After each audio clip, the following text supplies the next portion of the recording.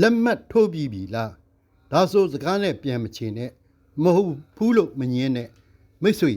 ခမည်းငွေချေးစာချုပ်ဒါမှမဟုတ်ရင်ဝေပေးဆက်မဲ့ဝေခံဂရိစာချုပ်တစ်ခုခုမှာလက်မှတ်ထိုးထားပြီးပြီလားအခုအရေးကြီးတဲ့ဥပဒေ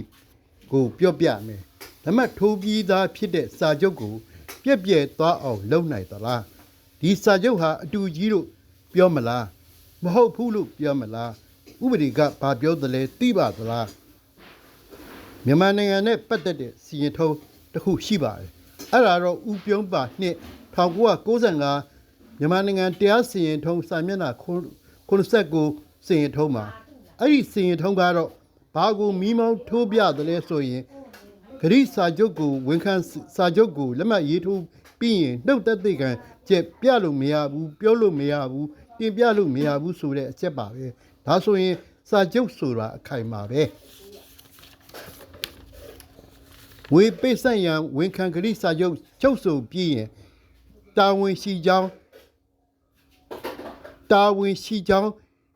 န်ယူရတဲ့ကိစ္စဟာပေါ်ပေါက်ခဲ့ပြီးဖြစ်ပါတယ်ဒီစာချုပ်ကိုပြည့်ပြည့်အောင်တင်ပြဖို့အတွက်နှုတ်သက်သေတင်ပြလို့မရပါဘူးဘာဖြစ်လို့လဲခင်ဗျားတို့နှစ်ယောက်သဘောတူပြီးလက်မှတ်ထိုးလိုက်တဲ့အခါအဲ့ဒီစာချုပ်စာသားကအတည်ဖြစ်သွားတာနှုတ်ပြောပါဇက်ပြောတွေဟာစာချုပ်ပါစကားရက်များကိုကြော်လှလို့မရဘူးဒါပေမဲ့ချွင်းချက်တော့ရှိတယ်လိမ်လည်မှု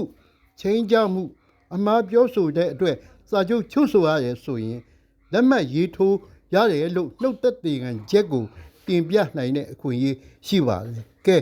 မှတ်သားထားကြပါစာချုပ်ချုပ်ရင်တီချာဖတ်ပါစာချုပ်ချုပ်ရင်တီချာဖတ်ပါ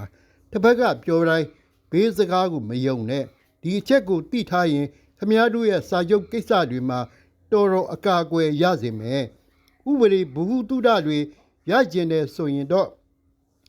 ထပ်ပြီးသိကျင်တယ်ဆိုရင်တော့ like and follow လုပ်ထားပါသိကျင်တာရှိရင် comment မှာရေးခဲ့ပါ KD Dragon Law Firm က